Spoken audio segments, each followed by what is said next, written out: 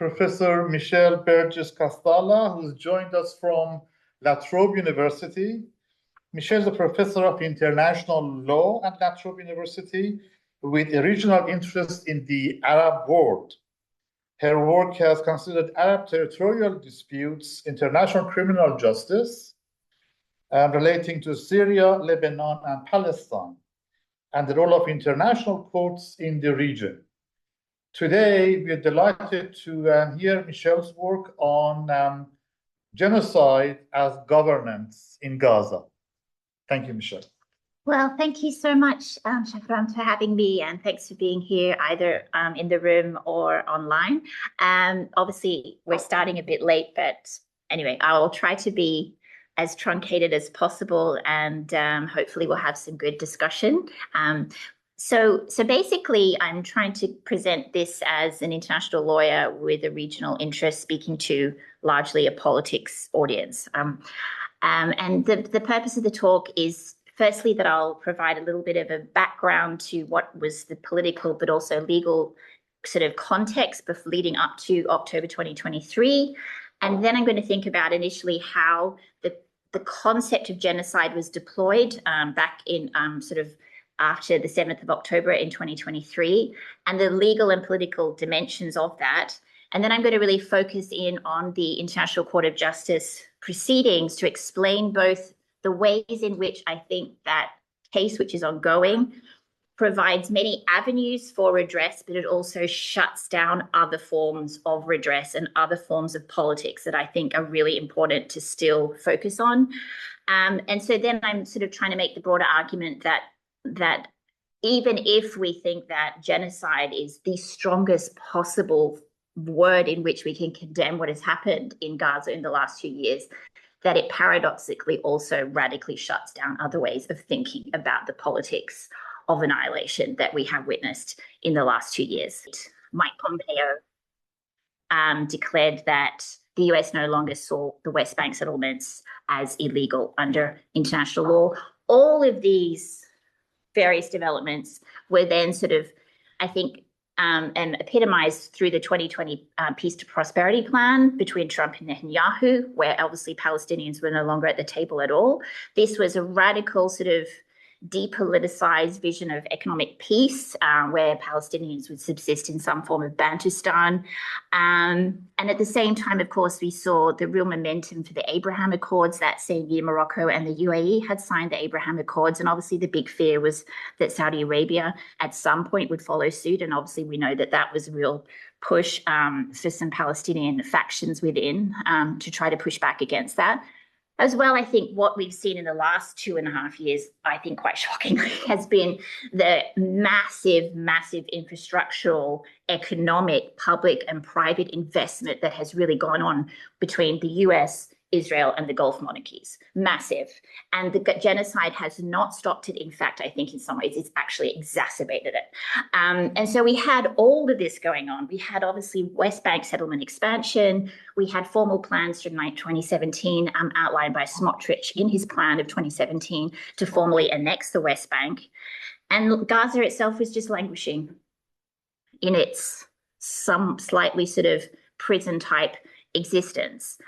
So we had all of that, which obviously for some type of possibility of a future Palestinian state obviously didn't look very good. And legally, of course, you know, many different avenues for Palestinian liberation had been tried and in many ways had failed. I mean, we had a lot of momentum building up in terms of the boycott, divestment, sanctions regime. I mean, Palestine has elicited so many domestic and international legal endeavors up until this point. But ultimately, I don't think really any of them touched at the core problem, which I think actually goes back to 1948, not 1967. And I can talk about that if you like. My main concern as an international lawyer is how over the last few decades, various alleged violations that we've seen taking place both within the Gaza Strip and the West Bank, which includes East Jerusalem, is that these are framed overwhelmingly through international humanitarian law. And that then precludes the ability for us to ask bigger questions around self-determination and around statehood. And interestingly, the International Court of Justice actually did take on those border questions a little bit in its 2024 advisory opinion. If there's time, I'm happy to talk about them. But ultimately, in many ways, I think some of the avenues that people have tried to pursue to sort of deflect some of the worst excesses of Israeli occupation have in many ways actually, I would say, have deflected the bigger political questions. And so once Hamas launched its attack, almost immediately, obviously, as we would expect, there was the Israeli response, which we'll talk about, but instantly law was invoked by all actors, okay? This is very important. Whether we see it as illegal or legal in different ways, law was absolutely central to the way in which people tried to make sense of what happened on 7th of October, what was happening before the 7th of October, and then what happened afterwards, okay?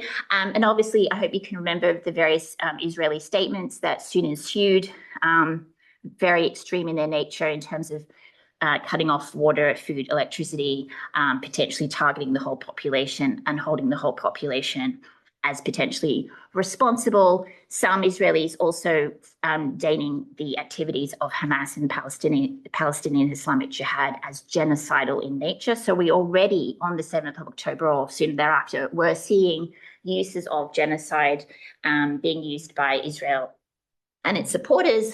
But we also saw very quickly the use of genocidal rhetoric by Israeli officials themselves.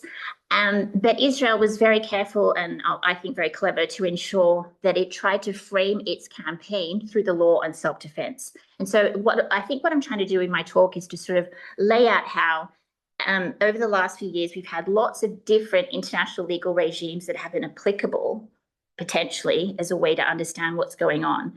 And in invoking one regime, it then enables us to sort of ignore, discount, or not fully understand the application of another legal regime. And so when Israel then was saying that it was acting in self-defense, it could then frame that initial activity as legal, and then the secondary aspect of that would be to say that the main law applicable after 7th of October then would be international humanitarian law. And that then in some ways, I think, sort of downplays other legal regimes that also might be seen to be as important or more important. And I'll talk about that when we talk more about the law of genocide. And so, I mean, I think in the early months, if you can cast your minds back, I remember those months very much.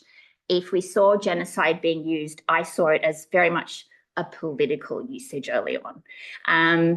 It was just so vexed, so murky, so heightened that people who started to invoke the term did it so as a warning for sure, because there was a sense of foreboding. But it was very much about, are you basically in support of Israel's campaign in some form or not? So it was actually about proclaiming a form of political allegiance in terms of the conflict.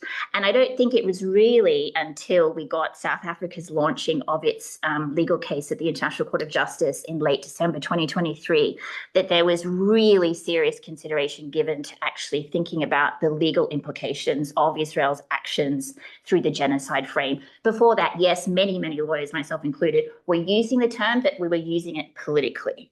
But once then it was invoked in the ICJ, I think this is when we've had this shift.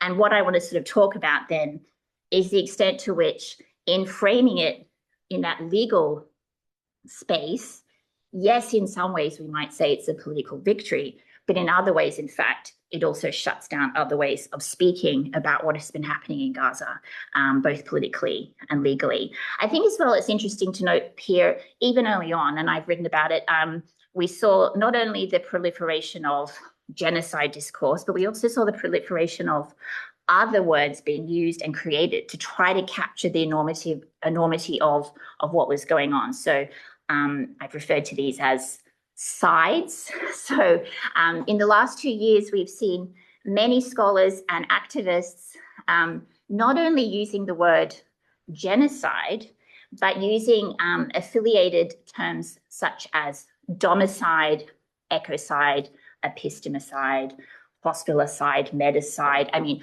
there are literally around 20 now that have, some of them are wholly new, but many of them have been used in other contexts before. And I think this really speaks to the paradoxical nature of genocide as a term, because it's so powerful when it's used.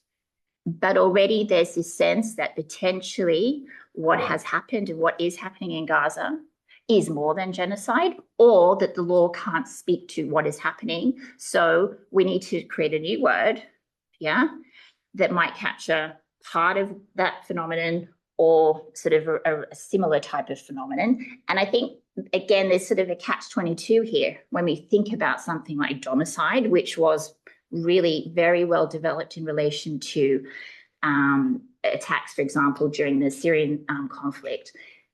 Is this a way of watering down the power of genocide if we instead focus on something like genocide, or are we trying to capture it as just some particular aspect of genocide? So anyway, that's just a sort of separate discussion around this proliferation of terminology that we saw. So when I first heard about the South Africa proceedings, I will admit I was actually quite worried and disappointed. And I know that might sound strange if I was someone who was considering this to already look like genocide and was someone who would like to see the end of Israeli occupation, because I think it was very clear that if we went down this path of framing what was happening in Gaza as genocide, which of course it is, it potentially would preclude the possibility of thinking around broader questions of political struggle, because ultimately genocide is about the radical depoliticization of a people to their physical being.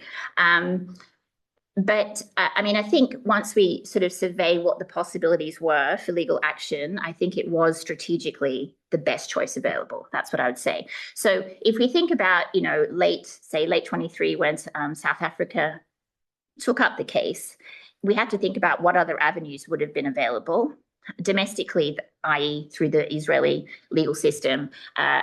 There's no way that anything would have been possible. We've seen a track record of Israeli impunity for some time. For example, we know that during Operation Cast Lead, 2008, 2009, the only charges that were successfully brought against any soldiers were related to credit card theft. So we know that in terms of when there have been large-scale allegations of large-scale war crimes in domestic settings within Israel, impunity is the norm. Internationally, of course, there are many different available sort of options, and many of these actually are still being pursued. And often I think they have become emboldened, potentially, especially, because of the South Africa proceedings. But I don't think they'll have really significant teeth or traction compared to what we'll see potentially happening at the ICJ and the ICC.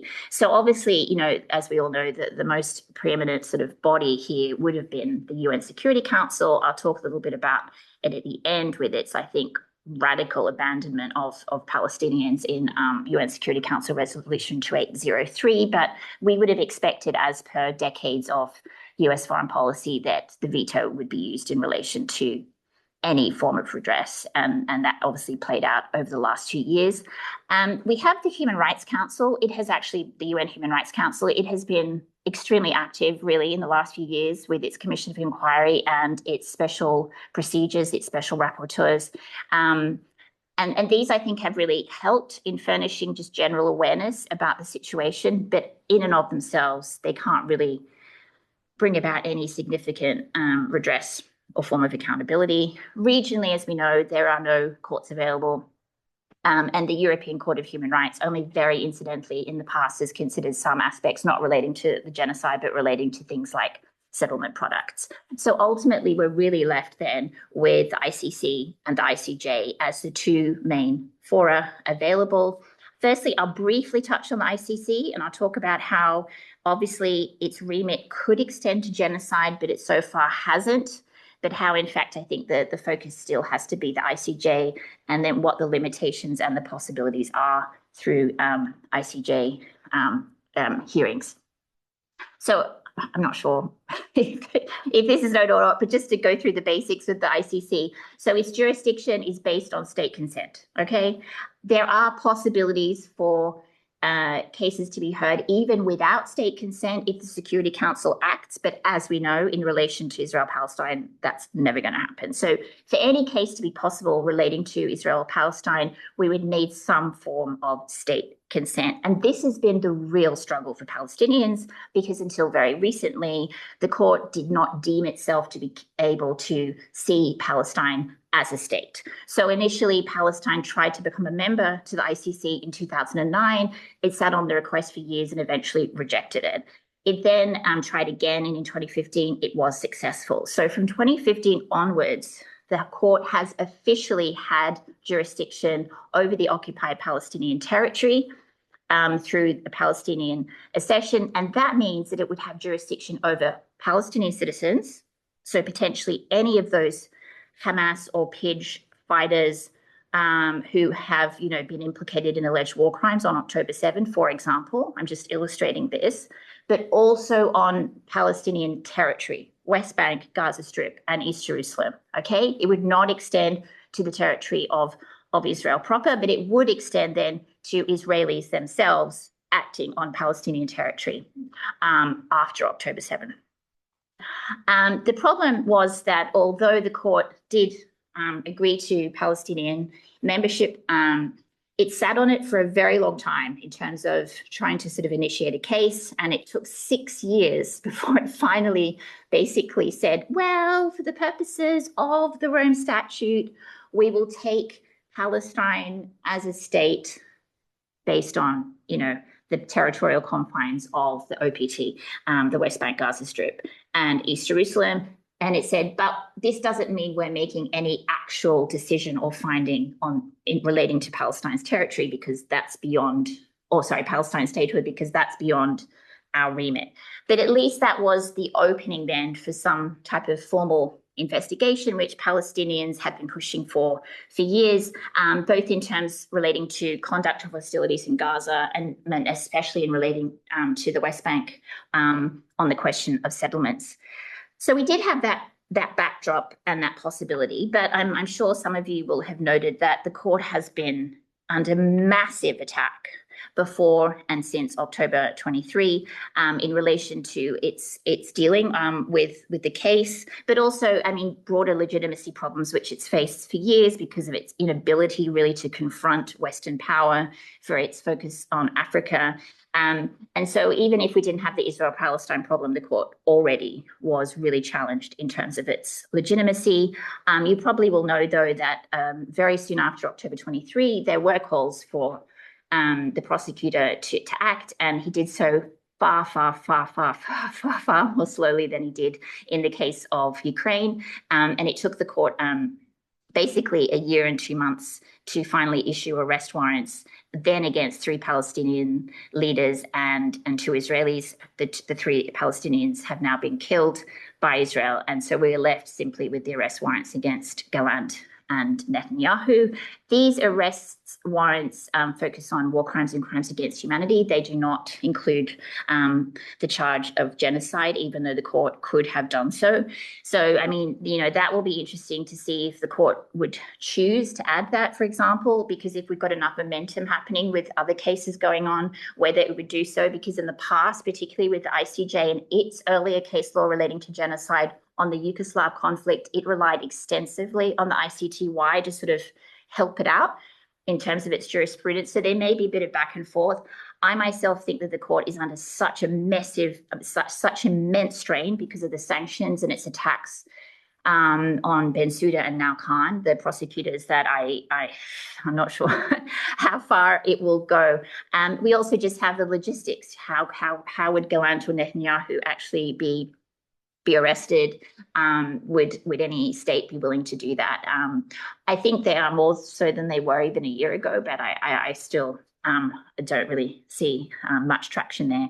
I think instead, really, what we've come back to then is the ICJ case, which, as I said, was actually initiated very early on, December 2023.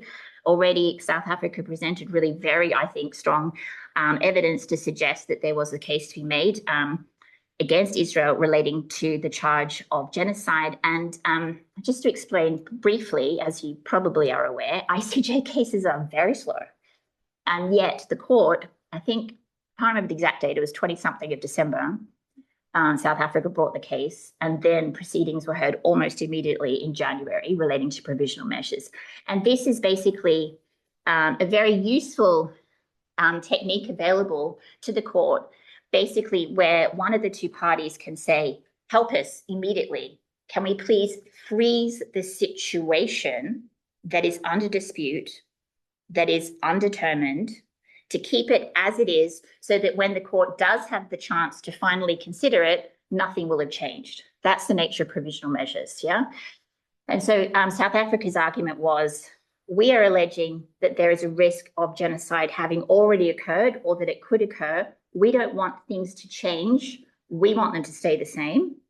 We are requesting these various measures. So that's what was happening in these initial proceedings, and there were 3 decisions given by the court. But when it does that, it has to at least make the determination that it looks like there is the possibility that it could hear the case substantively. And so that's why a lot of people have already felt that this is quite a strong move by the court, because at least, as you probably heard, it used the word that there's a plausible case, that there is scope to consider that Israel's actions could amount to genocide.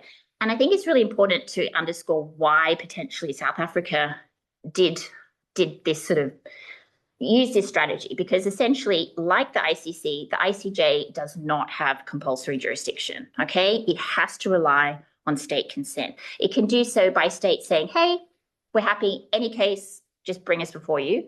But a lot of the time, and that's only 40-something states, but a lot of the time instead, the way that cases are heard before the court is that states will sign a treaty, and at the end of that treaty, there will be a compromissory clause saying, in the event of a dispute on the interpretation or application of this treaty, we agree to take our dispute on that matter to the ICJ, or it might be to some other tribunal. But for general, like big international law issues, it's usually the ICJ. And in this instance, both South Africa and Israel had signed the Genocide Convention, which includes a compromissory clause enabling a case to be brought on that matter. And of course, the Republic of South Africa was not alleging that Israel had committed genocide against itself. Yeah. The Genocide Convention is quite unique because it actually sets up a general obligation on all states to ensure that they take action to prevent genocide themselves. So not only is Israel expected, obviously, not to carry out genocide, or Australia or New Zealand or whomever, third states are under an obligation to ensure that if they sense that there is a genocide, they have a positive obligation as well themselves. And so this then brings in Israel itself as the directly implicated state, potentially with other states. And since South Africa initiated proceedings, we have, I can't remember the number, around 10 states also intervening in the case, not as direct participants, but also because they are aware of the implications of this. So I think it's really important to stress this, that if we'd had some other treaty, for example, at the moment there is a treaty being negotiated on crimes against humanity. If we'd had that in the future, it may have been that South Africa or some other state could have relied on that instead. So a lot of this was about opportunity. It's not simply, well, we think it's genocide and we have 20 options, but we're going to go with this. It was really that this just happened to be potentially a good option in terms of the court's jurisdiction. And of course, then we saw that we had the provisional measures. And early on there, I think what we saw very clearly was this contest between the self-defense argument on the part of Israel that the law applicable that the court should be considering was international humanitarian law. So questions around proportionality, around targeting, around weapons used. And South Africa, which is, no, we can't deflect with questions around targeting or proportionality here. This is something else altogether. If we put all of these practices together, we can see that they actually suggest a policy of genocide. So I think that this is definitely going to be the crux of the problem that confronts the court. Unfortunately, it probably won't hear the matter until 2027. Okay, and so we're basically in this limbo period, legally speaking, at the moment, where we have the provisional measures decisions by the court, but ultimately, I think it does enable some states, in particular, we've already seen it, to say, well, we don't really know if it's genocide or not because, well, we haven't heard the ICJ's opinion on that. So we'll just proceed as normal. Yeah, we're not under any obligation to try to stop genocide from occurring. We don't know if it's genocide yet. We're not legal experts, and no other legal expert can make their own opinion. We just have to wait. And so this is one of the sort of real problems, I think, of taking a matter such as this to a court, because ironically, in some ways, then it actually stops political engagement and other sense of legal obligation. I think what's important to underscore is that the Genocide Convention that we have, which was signed in 1948, obviously all treaties do this, all laws do this, is a very sort of pared back, confined, constraining text. Yeah. And I think what a lot of scholars and activists right now are thinking through is the extent to which now we need to rethink the definition of 1948.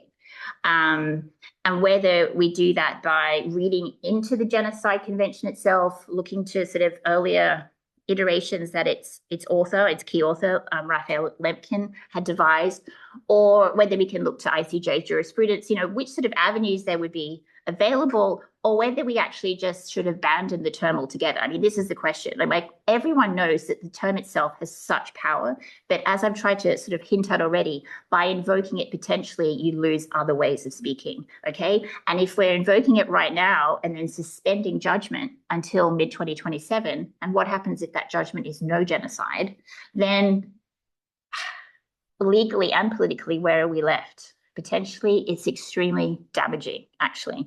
So obviously we don't have time to go into it, but the key author of the term, the person who coined the term genocide, he was very much, as a Polish Jew, trying to make sense of what was happening under Nazi rule in the 30s and the 40s. And that's how he came up with the term, and which then eventually became the term that we now know as genocide in the 1948 Convention.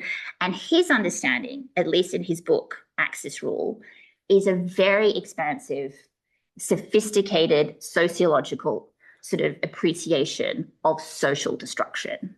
He's very much thinking of the way in which the Nazis tried to destroy the social fabric of the lands that they colonized. And so Lemkin's formulation very much, I think, tries to link genocide and colonialism together. And whether that be through then ethnic cleansing or forced displacement, or the actual physical destruction of part or all of the group, is potentially the latter part of that sort of policy, but it need not always be. The key thing was about denationalization of a group. Their sort of social annihilation and obliteration that potentially then could also lead to physical annihilation. And so a lot of scholars have really focused on this really compelling account that he provides about Nazi rule in Eastern Europe, focusing on denationalization and colonization to try to bring out genocide. Definitely is capturing physical and biological destruction, but also about social and cultural destruction, because ultimately in the Genocide Convention, the political, the social, and the cultural is basically erased. But Lemkin himself, at least earlier on, was not of that opinion. And there's so much scholarship, obviously, sort of going into the details as to why key states during the negotiations tried to truncate the definition. Of course, we got more information coming out as well about the nature of the Holocaust, which became the exemplar, the paradigm of what we would take to be genocide. But I'm trying to sort of point out that early on, there were many different ways of seeing it. And the scholarship that we've then sort of seen emerge from many historians and many sociologists continues, I think, to provide a very rich and variegated approach to how we might see genocide. The final definition that we get in Article 2, though, is, which I can read out later if you like, does largely focus on the physical destruction of a group, okay? And so ultimately, the key problem that a lot of people are sort of worried about with the Israel-South Africa case is the wording around the targeting of a group as such. Because Israel's argument will be that even if it has been shown to be targeting, women and children in apartment blocks, that it was not doing so to be targeting them as members of the Palestinian group as such. It was doing it to target them as collateral damage in a building where Hamas or Pitch fighters were located. So going back to that self-defense IHL type argument. So this is going to be the real challenge, I think, when we see the merits being argued. I'm already really over time. So I think right now we're in this sort of limbo, as I've said, in terms of the legal situation. I think it's very, very dangerous where we might be here, both in terms of accountability, but also in terms of how to sort of think about the Palestinian struggle going forward. I mean, one of the things I haven't talked about as well is I've constantly said Gaza, which spatially disaggregates Palestinians located only in Gaza and fails then to capture 48 Palestinians in the West Bank, and also the diaspora. And so, again, taking this type of genocide frame in some ways radically truncates what we can speak of. And obviously, for me, I think any legal analysis ultimately has to come back to questions around 1948. And for sure, the ICJ case, even though South Africa did note the Nakba as in some ways linked to the genocide that has occurred in 2 years, there's no way really that the ICJ will be able to go into that at all. And so really where we're at then is, I don't have time to go into UN Resolution 2803 or the border peace, but I think, the practice of genocide has played out in the last 2 years. The radical displacement and reconfiguration of the Gazan territory that is now is much smaller than it was, because Israel is, with its yellow line, has now shrunk the territory. But because we sort of have the law parked over here, we can then just have seemingly the technocratic dealing with the situation over here. So the law takes away the politics because it's only thinking about physical and biological destruction of a people. It doesn't ask questions about self-determination through genocide at all, that framing. So we've already got self-determination, liberation evacuated from the legal question. And then the legal question itself is just sitting over there. Meanwhile, Gaza is languishing and is being destroyed by the day. And so instead we just have, again, these seemingly apolitical moves of technocratic management under now the border peace, Tony Blair, Trump, Kushner, et al., trying to reshape the territory as ripe for economic development without any need for, scope for, asking either the big legal questions around war crimes, genocide, whatever, IHL even, or what I see as the crucial question, the political question of how a people should govern themselves, because Palestinians were not consulted in terms of the border peace. Any Palestinians who are going to be involved in the border peace are as subordinate, underlings to this international UN Security Council enforced regime. So ultimately, in some ways, then we're sort of at this paradoxical moment where more and more people are comfortable to say, yes, what happened in Gaza was a genocide, but they can do so thinking, well, the ICJ will deal with it. Meanwhile, the genocide continues. If we see it as the destruction of a people in terms of its ability to sustain itself as a social and political unit, that continues. And in fact, I would say that it is being sort of taken to a whole new level with these more recent governance moves, even if they're not, through bombs and sniper bullets. Because in fact, what the initial physical destruction wrought has then been this seemingly depoliticized new regime that we see emerging in the Gaza Strip. Sorry to end on such a note, but thanks very much. Thank you so much, Michelle. Well, that was a big topic to condense into 40 minutes or so. Floor is open for questions. About 10, 15 minutes for questions. There's a question there. Very small addition to your terms to be used with genocide, habitat aside. Okay, yeah. It's used with genocide. Yes.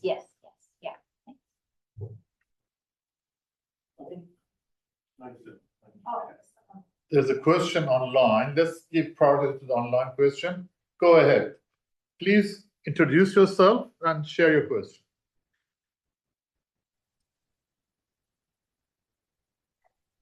Hi, this is Salma Abed. I'm joining online, so thank you very much for organizing such a, bringing such a topic, timeless topic, so at this time. Actually, I wanted to ask that genocide happening in Palestine is not just violence. And it's now a way of controlling people in that geography. So my question is, why do you think institutions like UN still keep like relying on slow or formal process instead of like challenging the power behind it? So does that make them part of the problem rather than the part of the solution in the situation of the world we are going through now at the moment? Thank you. Thanks, Selma.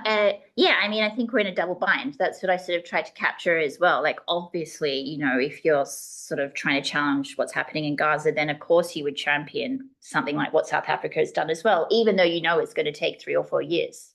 So it's the same with various UN bodies. I mean, I think UNRWA's work in particular is absolutely vital that we keep supporting it. But the UN is not one institution. We really have to focus on that, because I would see the UN Security Council as one of the most malignant actors right now, not only in terms of Gaza, but also in terms of Iran. I mean, the way it's just sort of enabling a lot of this stuff to happen. So I think we need to sort of disaggregate what we mean by the UN. The UN Human Rights Council has been really forthright that this is unfortunately the nature of legal work. It's never going to be fast. There are always going to be costs and benefits. You know, invoking one term, you then sort of sideline another. So you do have to, I think, be savvy with, you know, why you would use certain cases or bring certain claims and not others. And I suppose that's my struggle with this whole genocide debate. So I'm not trying to say, well, we shouldn't talk about it, but I do worry that it then captures other frames. Yeah. Thanks. Thank you. Arash, do you have a question? Yes, my question is regarding DEQ chair. You mentioned that the third party, one of the reasons that South Africa was able to get involved was the third party that was asked, the third party, the view. Does the law include duty to care? So other countries, if they don't need to read, they will be consequences. So technically, an ICJ case is only binding on the 2 parties. So even the intervening states in the South Africa-Israel proceedings are not bound by the decision. And so states not as part of the proceedings will not be bound in any way.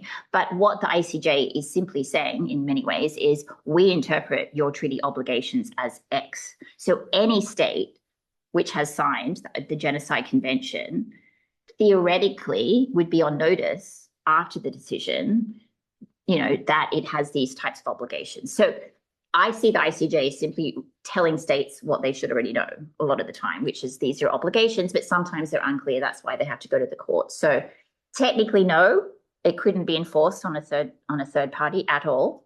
But it's more about putting pressure on third states, because then they'll be on notice about their obligations. So can I jump in? Please go ahead. So thanks so much, Shahram. Couple of things. One, you started by sort of puzzling over the different ways in which the side part of genocide has been attached to other terms, and asking this question about why would we have all these terms and sort of on that. But then you brought us around, because I was going to say the reason for that is precisely because Lemkin's ambitious definition of genocide was so completely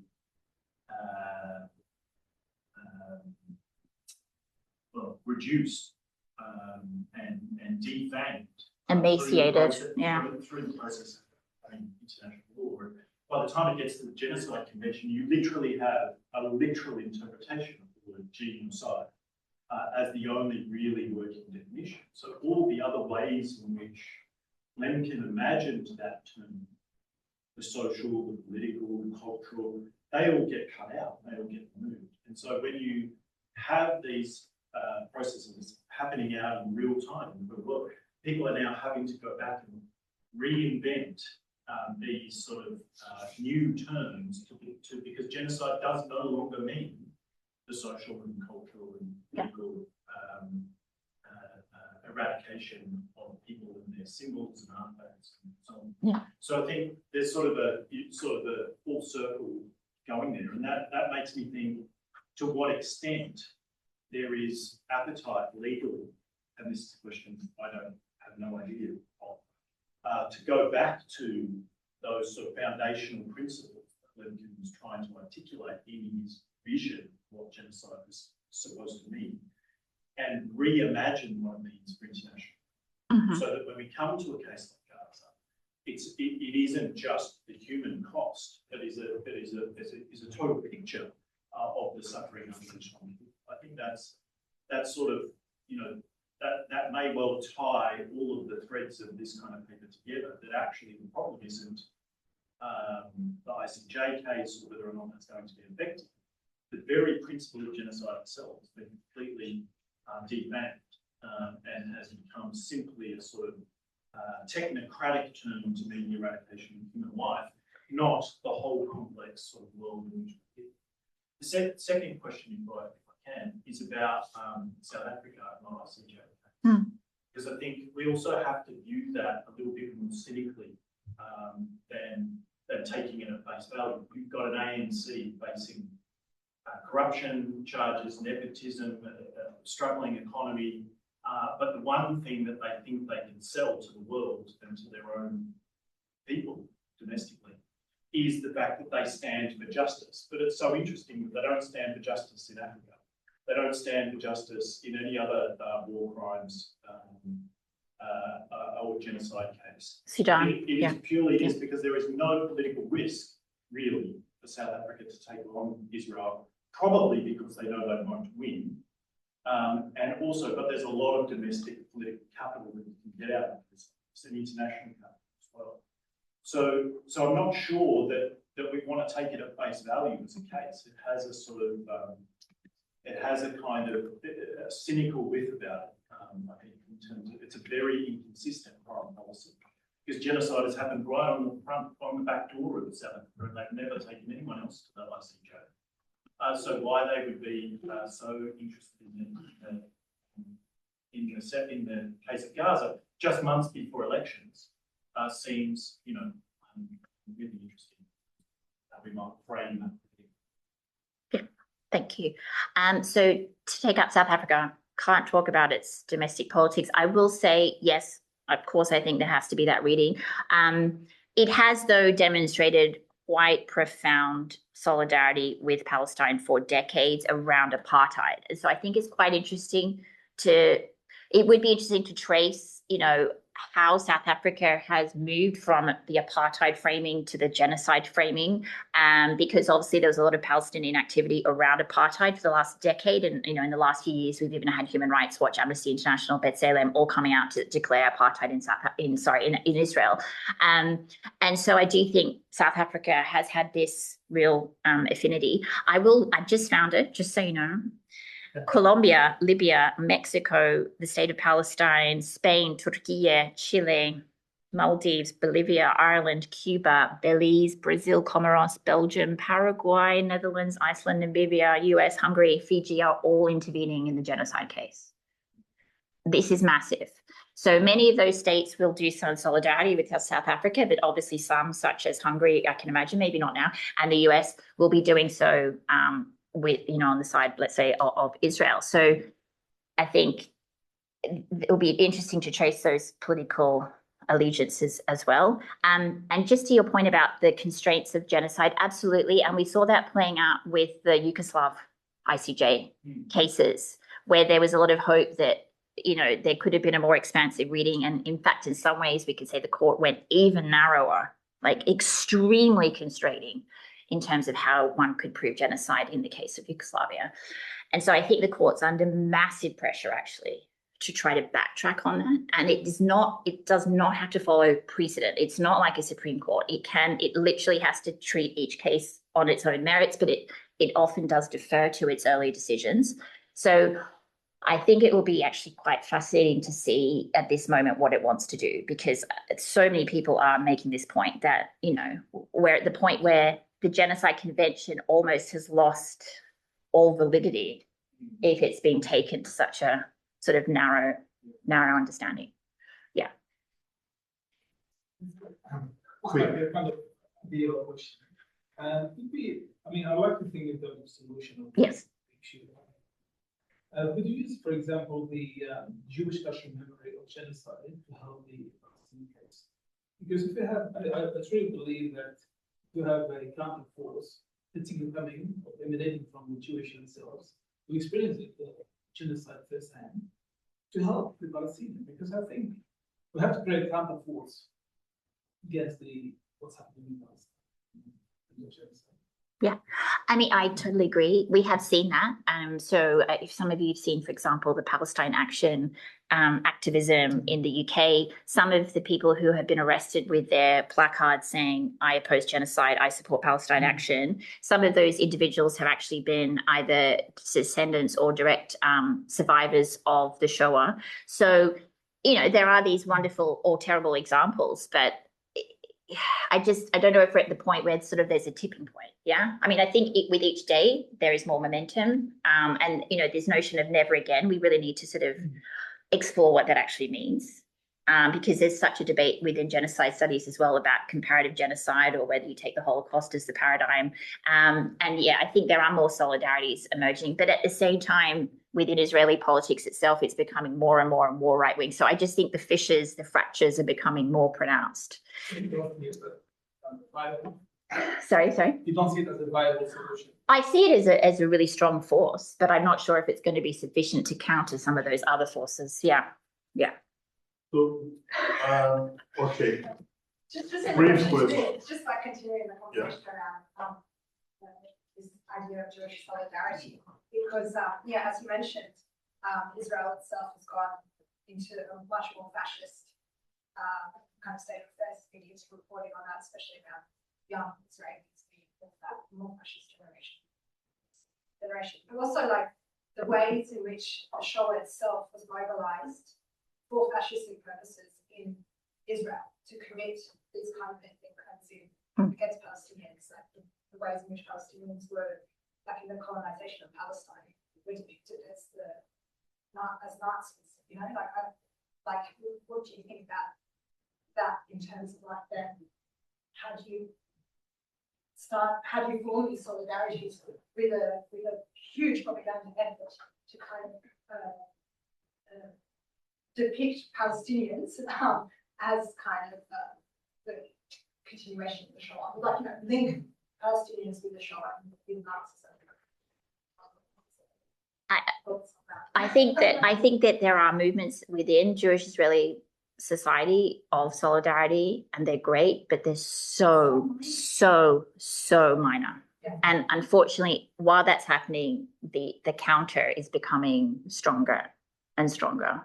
And there's sort of willful blindness. So Yad Vashem, the Holocaust Museum, which I've been to in Israel, it starts deep, dark, in the ground, and you slowly walk your way through, and it sort of recounts the final solution point. And then when you come out, it has the faces of some of the many victims of the Shoah, and this beautiful window onto Palestine.